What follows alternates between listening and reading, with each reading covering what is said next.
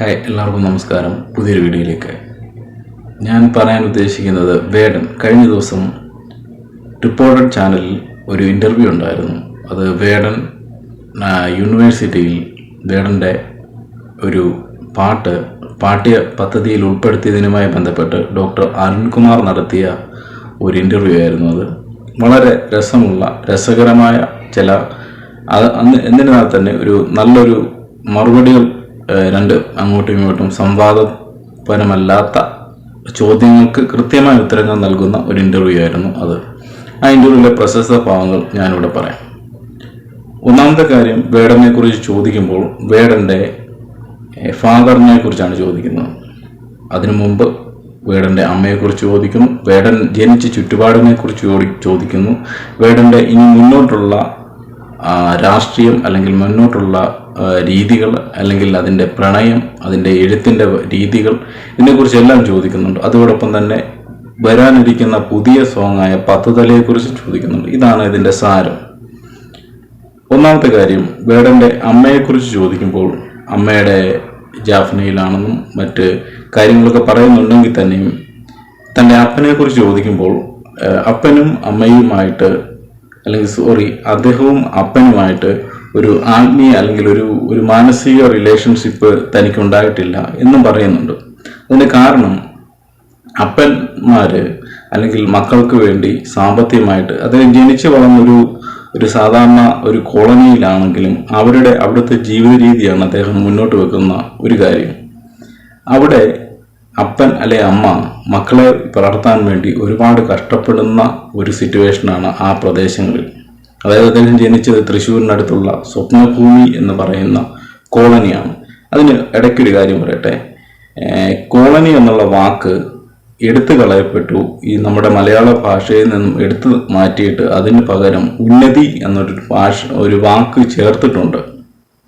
അതുകൊണ്ട് ഡോക്ടർ അരുൺകുമാർ ഇവിടെ തന്നെ പറയുന്നുണ്ട്, കോളനി എന്ന് പറഞ്ഞതിന് വേറൊന്നും ആൾക്കാർക്ക് മനസ്സിലാവാൻ വേണ്ടിയാണെന്നും പറയുന്നുണ്ട്.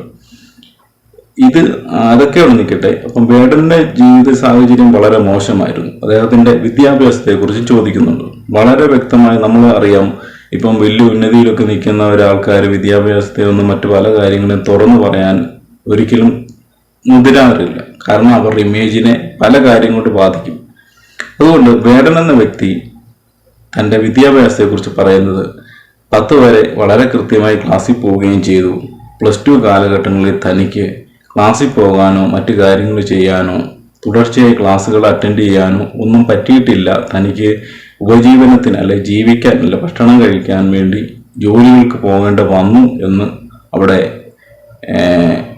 പറയുന്നു.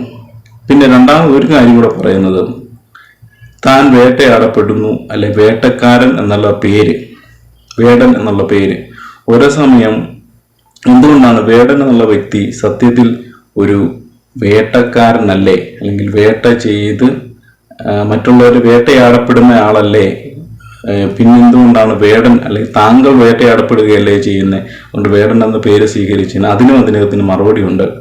വേടൻ എന്ന വാക്ക് ഒരേ സമയം വേട്ടക്കാരനും വേട്ടയാടപ്പെടുന്നവനുമാണ്. കാരണം ഒരു സംക്രമ സൈക്കിളിൽ, അതായത് ആട് തിന്നുന്നു, ആട് സസ്യങ്ങൾ തിന്നുന്നു, പുലിയെ സിംഹം തിന്നുന്നു. ഇങ്ങനെ ഒരു സംക്രമണ വ്യവസ്ഥയിൽ വേട്ടക്കാരനെയും ആരെയെങ്കിലും വേട്ടയാടപ്പെടും. അത് അദ്ദേഹം പറഞ്ഞു നിർത്തുന്ന ഒരു പോയിന്റ്. രണ്ടാമത്തെ കാര്യം അദ്ദേഹത്തിൻ്റെ അമ്മയെക്കുറിച്ചാണ്.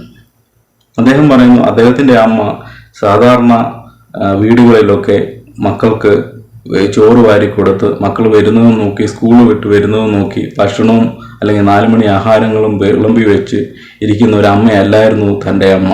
കാരണം ജീവിത സാഹചര്യങ്ങൾ കൊണ്ട് പണിക്ക് പോകണം, മറ്റു ജോലികളൊക്കെ ചെയ്ത് മക്കൾക്ക് ഒരു നേരത്തെ ആഹാരത്തിന് വേണ്ടി വലയപ്പെടുന്ന കേരളത്തിലെ ഒട്ടുമിക്ക സാധാരണ കോളനികളിൽ താമസിക്കുന്ന ആൾക്കാരുടെ ജീവിതമാണ് അദ്ദേഹം പറയുന്നത്. അദ്ദേഹം ഒരിക്കലും തൻ്റെ അമ്മ വളരെ എന്നെ നോക്കിയിരുന്നു, എനിക്ക് യൂണിഫോം എടുത്തു തന്നു, എനിക്ക് ബാഗും കുടയും വാങ്ങിച്ചു തന്നു, എന്നെ സ്കൂളിൽ വിട്ടു എന്നൊരു കാര്യം അദ്ദേഹം ഒന്നും പറയുന്നില്ല. അദ്ദേഹത്തിൻ്റെ അമ്മ സിനിമയിൽ കാണുന്ന അമ്മയല്ലെന്നും അദ്ദേഹം ഒരു ഇൻ്റർവ്യൂ പറഞ്ഞിട്ടുണ്ട്. അതുപോലെ തന്നെ അദ്ദേഹത്തിൻ്റെ അമ്മയിൽ നിന്നാണ് അദ്ദേഹത്തിന് ഈ തമിഴ് പറയാനും തമിഴിലോട്ടൊരു ബന്ധം ഉണ്ടായത്. രണ്ടാമത്തെ അദ്ദേഹത്തിന്റെ അച്ഛനെ കുറിച്ചാണ്. അച്ഛൻ അദ്ദേഹം ഇവിടെ പറയുന്നുണ്ട്, ഡോക്ടർ അരുൺകുമാർ ചോദിക്കുന്നുണ്ട് അച്ഛന് ലോട്ടറി കച്ചവടമാണോ? അപ്പോൾ അദ്ദേഹം തന്നെ പറയുന്നുണ്ട് അച്ഛന് ലോട്ടറി കച്ചവടമല്ല, അച്ഛന് വാർക്കപ്പണിയാണ്.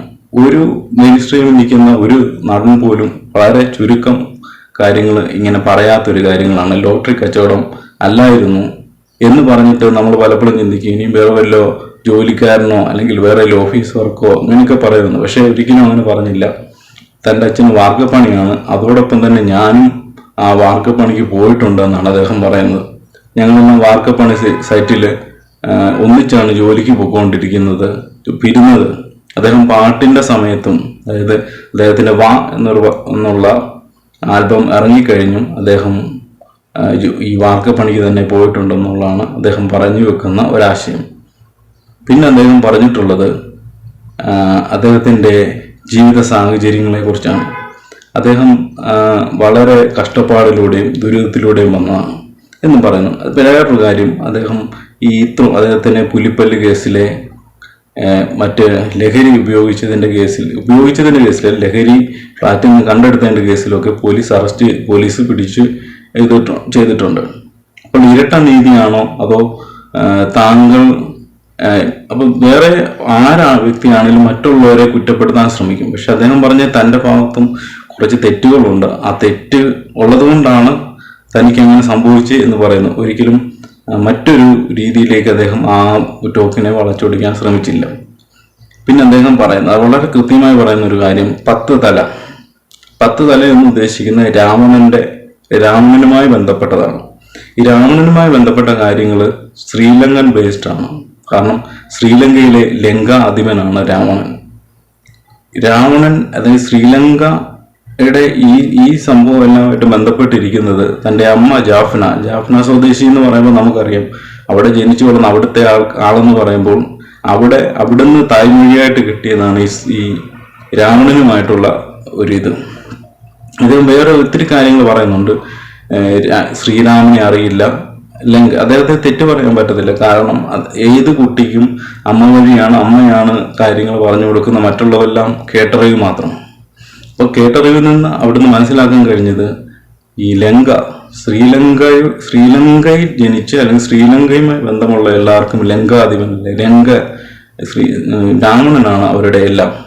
അപ്പോൾ അങ്ങനെ നോക്കുമ്പോൾ ഈ 10 തല എന്ന് പറയുന്ന ഇത് അദ്ദേഹം റാപ്പ് എഴുതാൻ ശ്രമിക്കുമ്പോൾ ഒത്തിരി റിസർച്ചുകൾ വേണമെന്ന് പറയുന്നു. അപ്പൊ റിസർച്ചിനെല്ലാം ബേസ് ചെയ്യുന്ന തമിഴാണെന്നും തമിഴ് കൾച്ചറാണെങ്കിലും തമിഴുമായി ബന്ധപ്പെട്ടതാണെങ്കിലും അദ്ദേഹം പറയുന്നുണ്ട്. അതെല്ലാം ശരി തന്നെയാണ്. തമിഴ് അല്ലെ ജാഫ്ന അല്ലെങ്കിൽ ശ്രീലങ്ക ബേസ്ഡ് ലങ്കൻ അല്ലെങ്കിൽ അവിടുത്തെ കൃതികളും അവിടുത്തെ രാമായണവും ഒക്കെ ഈ രാവണനെ ബേസ് ചെയ്തുള്ളതാണ്. അപ്പൊ അദ്ദേഹത്തെ കുറ്റം പറയാൻ പറ്റത്തില്ല. അദ്ദേഹത്തിന് ഈ രാമനെ അറിയില്ല എന്ന് പറയുന്നതിലും തെറ്റ് പറയാൻ പറ്റില്ല. കാരണം അദ്ദേഹം വായിച്ചിട്ടുള്ള ആ കൃതികളിൽ ഈ ശ്രീരാമന്റെ ചരിത്രം വളരെ ഇതായിട്ടാണ് കാണിക്കുന്നത്. പിന്നെ അദ്ദേഹം പറഞ്ഞു വെക്കുന്ന ഒരു ആശയം, ഒരാൾ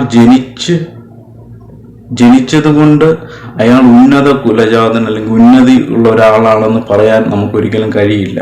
അത് ശരിയായ ഒരു കാര്യമാണ്. ഒരാൾ ഇന്ന സ്ഥലത്ത് ജനിച്ചത് കൊണ്ട് അയാൾ ഉന്നതനാണെന്ന് നമുക്ക് ഒരിക്കലും പറയാൻ പറ്റത്തില്ല. കാരണം അയാളുടെ പിന്നീട് വളർന്നു വരുമ്പോൾ അയാളുടെ കാഴ്ചപ്പാട്, അയാളുടെ ജീവിത രീതി ഇതൊക്കെ കണ്ടാണ് നമ്മൾ മനസ്സിലാക്കുന്നത്. ഒരു ചെടി ഇന്ന സ്ഥലത്ത് വളർന്നു എന്ന് പറഞ്ഞ് അത് വലിയ ചെടിയും മഹത്വമായ ചെടിയും എന്നൊക്കെ വാഴ്ത്തുന്ന സത്യത്തിൽ അതിനെക്കുറിച്ച് നമുക്ക് ഒന്നും പറയാൻ പറ്റത്തില്ല.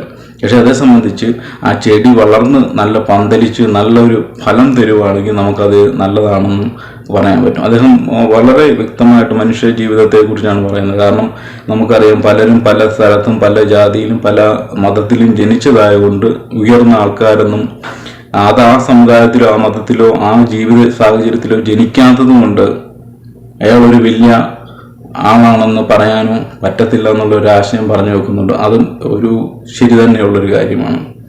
എന്നിരുന്നാൽ തന്നെ അദ്ദേഹത്തിന്റെ ഇന്റർവ്യൂ ഡോക്ടർ അരുൺകുമാർ വളരെ സൗമ്യതയോടെ ചോദിക്കുന്ന ചോദ്യങ്ങൾക്ക് വളരെ സൗമ്യതയോടെ തന്നെ അദ്ദേഹം ഉത്തരം പറയുന്നുണ്ട്. എല്ലാം വളരെ നമുക്ക് ഒരുപാട് ചിന്തിപ്പിക്കാനും ഒരുപാട് പുറകിലോട്ട് ചിന്തിക്കാനും ഒക്കെയുള്ള ഒരു വലിയൊരു ചിന്ത തരുന്ന ഒരു ഇന്റർവ്യൂ ആയിരുന്നു. ഡോക്ടർ അരുൺകുമാറിന്റെ ചോദ്യങ്ങളാണെങ്കിലും അതോടൊപ്പം തന്നെ ഒരു ഉത്തരം പറയുന്നതാണെങ്കിലും ഒരു ഇന്റലക്ച്വൽ രീതിയിലുള്ള ഒരു ഇന്റർവ്യൂ ആയിരുന്നു. നമ്മൾ മറ്റേ പല ഇന്റർവ്യൂകളും നമ്മൾ കണ്ടിട്ടുണ്ട്.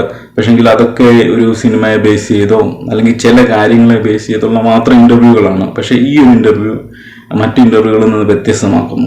നമ്മൾ പലപ്പോഴും ചിന്തിച്ചിട്ടുള്ളതാണ്, വേടൻ എന്തുകൊണ്ടാണ് മറ്റുള്ള റാപ്പറിൽ നിന്നും മറ്റുള്ളവരിൽ നിന്നും ഒക്കെ ഒരു വ്യത്യസ്തനായി ജീവിക്കുന്നത്. ജീവിത രീതി, അദ്ദേഹത്തിന്റെ ജീവിത രീതി കൊണ്ടായിരിക്കാം അദ്ദേഹം വ്യത്യസ്തനാകുന്നത്.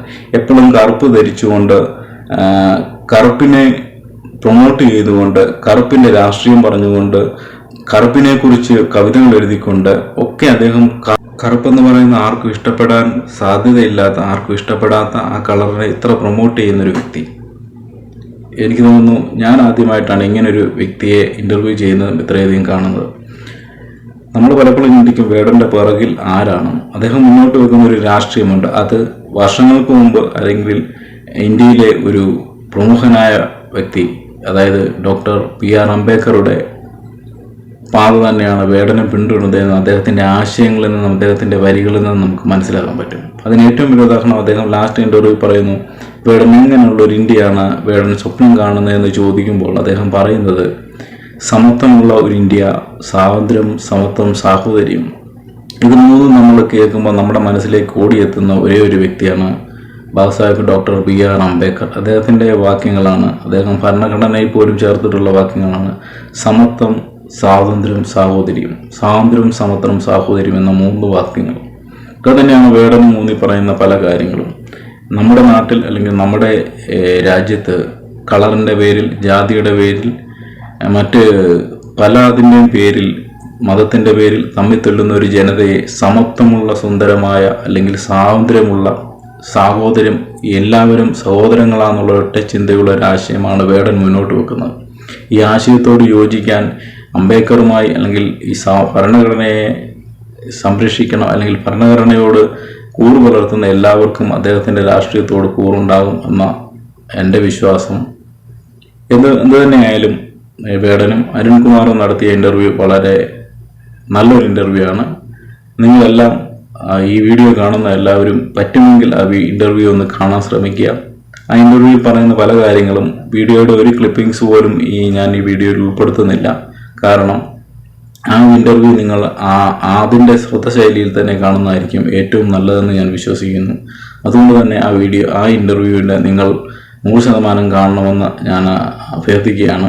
ആ ഇന്റർവ്യൂവിൽ എനിക്ക് പറയേണ്ട കാര്യങ്ങൾ അദ്ദേഹത്തിൻ്റെ അമ്മയെക്കുറിച്ച്, ഫാദറിനെ കുറിച്ച്, അദ്ദേഹം ജനിച്ച ചുറ്റുപാടിനെ കുറിച്ച്, അദ്ദേഹത്തെ ഇനിയുള്ള മുന്നോട്ടുള്ള അദ്ദേഹത്തിൻ്റെ എഴുത്തുകളെക്കുറിച്ച് ഒക്കെ അദ്ദേഹം വളരെ വ്യക്തമായി, അദ്ദേഹത്തിൻ്റെ വ്യക്തമായ ധാരണയോടെ പറയുന്ന ഒരു ഇന്റർവ്യൂ ആണ്. നിങ്ങൾക്ക് എല്ലാവർക്കും ഇത് ഇഷ്ടപ്പെടുമെന്ന് കരുതുന്നു. നന്ദി, നമസ്കാരം.